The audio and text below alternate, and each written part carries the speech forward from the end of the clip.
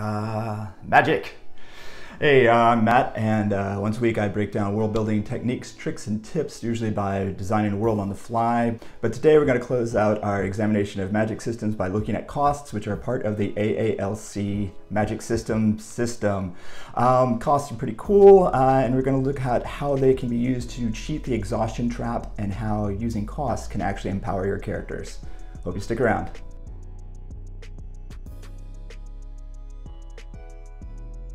Quick recap, soft systems were all about appearance, what the magic looked like.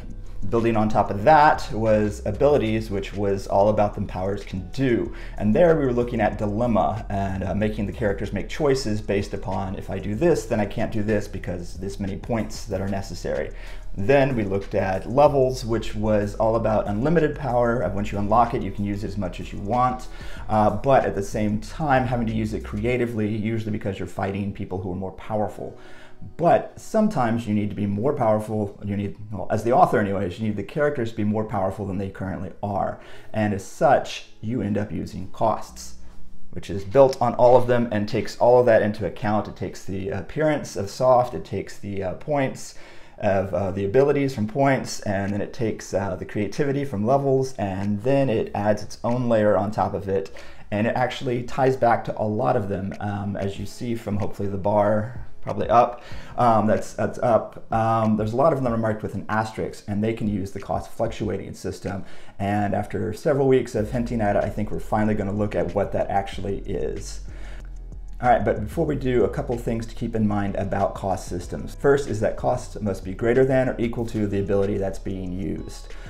This kind of goes back to the whole idea of choice from the point system. Choice is like, well, if I do this, I can't do that. Well, that's kind of actually very logical, very intellectual, this or this, it's resource management, which one do I want to use? The cost system weaponizes this choice and takes it out of the intellectual realm and makes it personal. Not only are they making a choice, they're making a choice with the sacrifice that pertains to them or another character. Something is getting sacrificed for a cost system. Second major point about costs is that the cost and sacrifice only feels real if the audience experiences it with the character. That means they have to see it in the story itself, the cost, the sacrifice they make to gain this power. If it happens off screen, it's not really great. Like, oh, so-and-so, spent 6 weeks working on this and that's why they're so powerful. Like, well, that happened off screen, who cares? It can sort of work, like Odin gave up his eye and like stayed, attached to the tree for so long to gain all his magic power. Off screen kind of, unless we sit there with him, but that gives you a physical sign, the loss of an eye, that there was a cost and a sacrifice for all this power. So I guess keep that in mind. It needs to happen on screen, and if it does happen off screen, as part of the character construction, there has to be some lingering effect from it. Costs map to Sanderson's third of fourth laws, which is basically that you need to think your idea out all the way. You need to completely explore it and extrapolate on it. Don't build something new, add to it, which is what costs are and why that asterisk is there and why they can affect everything from soft systems to level to points. Everything can use the cost system to kind of bump it up and amplify it and give more powers when you need it. It also maps to complete of the 4 C's of world building, in that the author has extrapolated everything, there's that word again, has thought it all out, and says that yes, this can happen, but this is what happens when you do. All right, there are 2 major types of cost systems when it comes to magic, and that is static, which means that things remain fixed.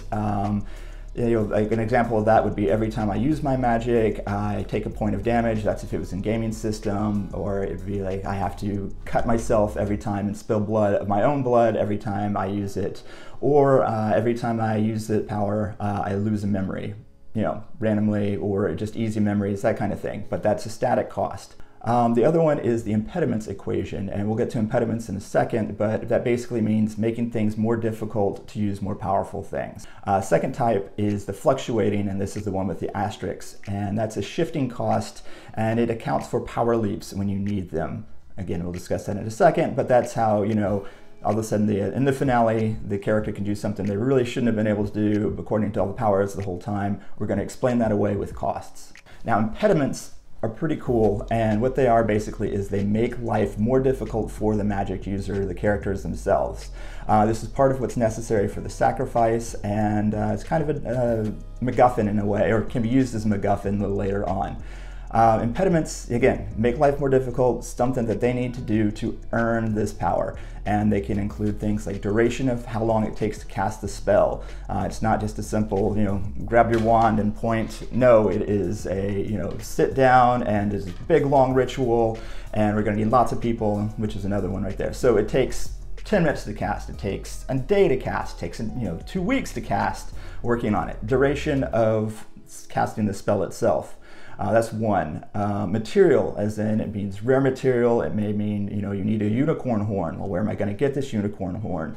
I need my wand. I need a special wand. I need any type of thing, any type of rare material that the characters don't have that is, hard to get. That's a material cost that you can put into it. The number of people that it takes, they could have to all stand around and hold hands, and, I can't do this alone, so I'm going to have to get my coven to all work together, but, so-and-so hates me, so I'm going to have to convince her to be a part of this spell. It could be that it needs to happen at a special time. It has to only happen at midnight during the solstice. That's the only time we can cast this spell. You can also do exhaustion, which we've talked about the exhaustion trap, and we will again, and that it will leave me physically incapable for a while. How long depends on how powerful the spell is. It may have to be certain intelligence to do it. There's, as we'll discuss in a second, only Hermione could make certain things that Harry and Ron were not capable of. And finally, there are two more, sanity, morality. Those are a little more nebulous, and so we'll discuss them last. All right, when it comes to impediments, especially for the static type, potions are one of the great examples.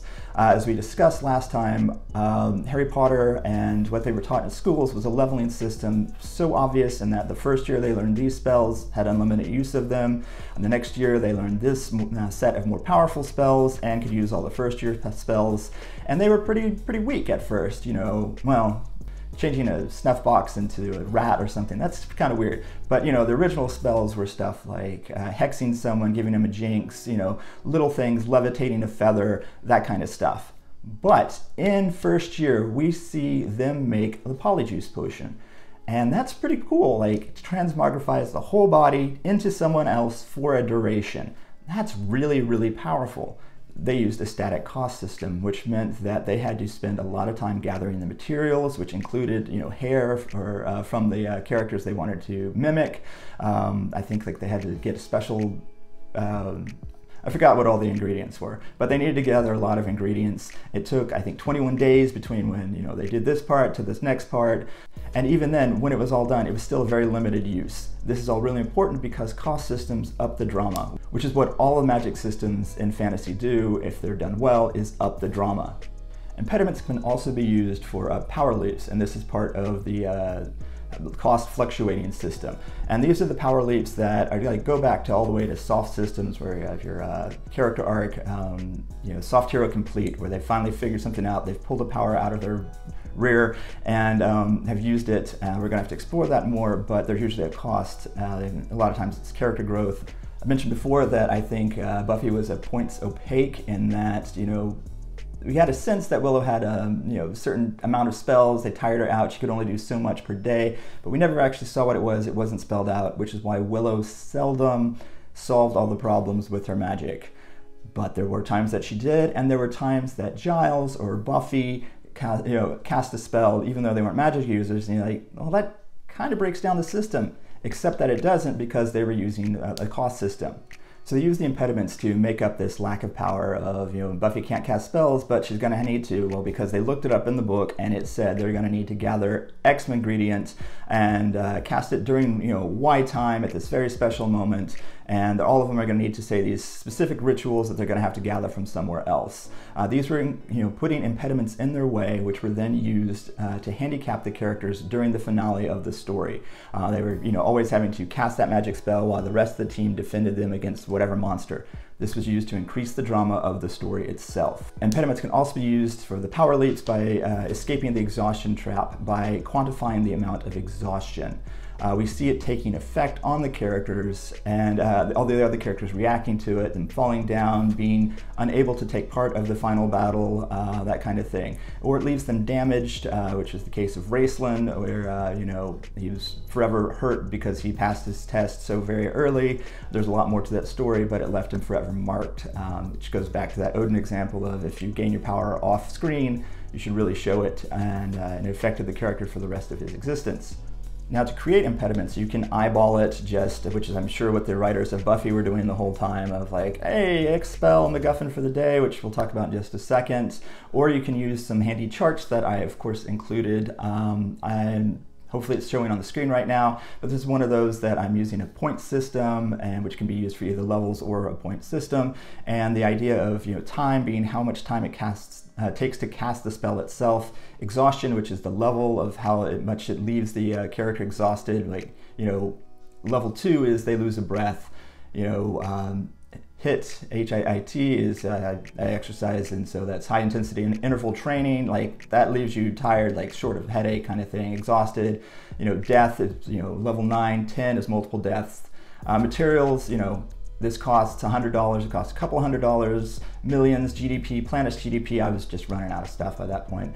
But the idea is that each of these in the point system gains you that many points. So if it, you know, leaves you as if you were, you know, exercising, then you can gain 3 points for it. And if you spend thousands of dollars on it, that's another 5 points you can gain. And so if you look at your points opaque, you can add that many points to them if they need it. Or with a leveling system, you know, let's say their pool is, you know, 40 points and they need 60 points. We'll show some examples of that later. And these impediments, again, can be used as story prompts. Usually, not usually, but sometimes in Buffy they discover that I need this spell to defeat the big bad, or the big bad from the earlier episode. Oh, that means I'm gonna have to go gather these materials. And it might just, you know, be money. You know, it need to be, I think there were Angel episodes where, you know, especially in the finale, like, well, I gotta go get this really important item from this demon. So that's a plot point. They actually use the impediments as a plot point, and that shows how they are earned, which is another big part of this. So the more powerful abilities are earned by spending time watching the characters sacrifice to get them. And I mentioned it about MacGuffins. This is a screenwriting thing. What's his name? Is it Orson Welles? I want to say it was Orson Welles. Yep, I just looked it up. It was Orson Welles who came up with the idea. I think it's because it's a Scottish word. Anyways, the idea is that something the characters are after. The thing that itself doesn't really matter. Maltese Falcon, like, what is it? What does it do? Raiders of the Lost Ark. The Ark itself is the MacGuffin. It's only important to the story because it's important to the characters. I mean, really, what is it going to do for, like, you and I? Nothing. But to the characters, it's the most important thing in the world, so that's why they're all chasing after it. Impediments work as a MacGuffin for the story. You can build a whole story or a whole chapter around getting the impediment that you've needed to get yourself out of a power leap. Two more that we didn't look at were morality and sanity, and they are kind of more difficult because they're not tangible. You can't put a chart of how much morality kind of thing. I remember the old Jedi, all the old role-playing games from Star Wars that I loved, was like dark side point. You know, if you use this, you get power, but you're close to the dark side. Like, that's hard to quantify. You know, after so many points, then you're dark. You're like, well, that's, you know. Anyways, but all 5 of my exemplars use a morality in there. Frodo's morality, or, you know, kept changing, or sanity, if you will, from having, you know, been in contact with the ring, just in the same way that Gollum's was. In Avatar, Katara, like, wrestled with bloodbending, and, you know, she was capable of it, but didn't ever want to use it because they thought it was so amoral, which showed up again in the sequel series. Aang actually, you know, made energy bending just so he could get out of making a moral choice of killing someone. As again in Star Wars, dark side, if you keep using powers that you get from it. The Horcruxes in Harry Potter, like, oh, it's a super, super powerful thing, you know, but you gotta murder someone. So moral choice if you're going to get this powerful magic. And Melisandre, which we're going to look at specifically in her and Stannis in Game of Thrones, their morality sacrifices that they made. So yeah, morality, sanity, not really quantifiable, and it's harder to put on a chart, but can be far more dramatic for your story itself. Okay, some examples real quick. If I was going to build a static system, I thought of this one a long time ago, where kind of thing is, it was going to be a points opaque where the character could summon tendrils of ectoplasm, and so I set up my chart where they could each tentacle was this strong, and scale of 1 to 10, and lasted this long in terms of minutes, and could lift this many pounds or cause this much damage, or they could make this many. So it made sense, easy on a chart. The idea was for the static cost that every time they used the power, they lost a memory. And I wanted to use this thematically. The character was using these dark powers to get revenge for their husband that had died. But every time she used the power, she's losing memory till at the end she's having to make a choice between remembering her husband or using the power to get revenge. And pretty good thematic way of doing it. Like Pyrrhic victory right there. Drama, So in terms of fluctuating, I'm going to return to my characters from that I started with the soft system, moved them through the point system, through leveling system, and here we are in costs, and they had a chaos ability. I'm going to put them at a level system of using that now of 4. That means hopefully there's a chart up that they get 25 points. All their abilities have to be 25 points or under. But in this point of the story, they need to melt this magic vault and get into the creamy interior of it. And to do that, they're going to need a chaos spell to just melt it down, and that's a 55-point spell. That means they need 30 points. Yep, the math checks out. So we're going to bring up our handy impediment chart, and that says, and so we're going to try to add up to 30 points with it. Handy chart says that you could spend a day casting that spell, focusing on melting that vault, and we're going to need $100,000 of materials to do that. So and it doesn't have to be like actual dollars. They don't need to be standing there burning $100 bills for the ritual. You could use that, or that they're going to need manacles made of a special material to focus it, and those are only in the vault of so-and-so, so they're going to have to go acquire it. But anyways, once they have those gauntlets, then they can put them on, and the bracers or whatever, and they're going to be left exhausted by it. So that's another 10 points. Let's see, yep, my math checks out. That's 30 points. We can now use that in the finale or anywhere in the story for them to melt that vault and get to the interior. And this is really useful because, again, it creates the MacGuffin. They're going to have to go get those bracers. They're not just sitting around because that would feel unearned. That is not a sacrifice. So they're going to need to spend some time in the story to go get those things. And part of the story, we're going to have to see them casting it. And, we're going to use that for the drama of the other characters having to defend the character or make a heist out of it as they have to spend a whole day drilling into that vault. I just realized I made a heist story out of that. Anyways, use those parts of the story because the world and the magic system affects the character, which affects the plot, which affects the character, which affects the world, and so on and so on and so on. It also makes it more dramatic because, as I said, it leaves the hero vulnerable during that full day of casting the spell. So yeah, again, have to defend them. And finally, we can mess with this cost system, this fluctuating cost system. So let's say in the finale, because nothing can ever go right, your plan should never ever go right in the finale. That's boring. Something needs to go wrong. And in this case, they find out that the bracers were fakes, or that they break in the middle of it. And oh no, now we have, 15 points that we have to make up. So we go right back to that handy chart and we said, oh, where am I going to make this up? Well, they were going to be exhausted before, but let's move that up to impaired, and oh, we can make up 5 points that way. Oh, that's not really enough. Oh, crud. We can use the scale it on the exhausted and say, oh, we need to make up that. It's going to leave them in a coma, or they're going to be absolutely useless for the finale, or that kind of thing. Or here's the fun one. We can add a cost that says, oh, they can do it, but they're going to be permanently impaired by channeling so much power that they shouldn't have. And as such, their hair turns white for forever, or, their eye falls out, or they have a cough a la Raceland for forever. Anyways, you can play with that, use the cost system. You can eyeball it just like I just did right now, where you leave them permanently impaired. If you need to, you leave them exhausted. That way it affects the drama, makes it more impressive when someone else rushes in to save them. It shows what they sacrifice, shows a lot of character. It all works together. So there you go. That ends the exploration of the AALC. I'm sure I'm going to return to this someday. I've thought about making this into a nice book or something, but I don't really have enough material. So right now there is a handy handout on my website at mdpresley.com/AALC. Go grab that. That kind of explains this, and it's a free PDF download.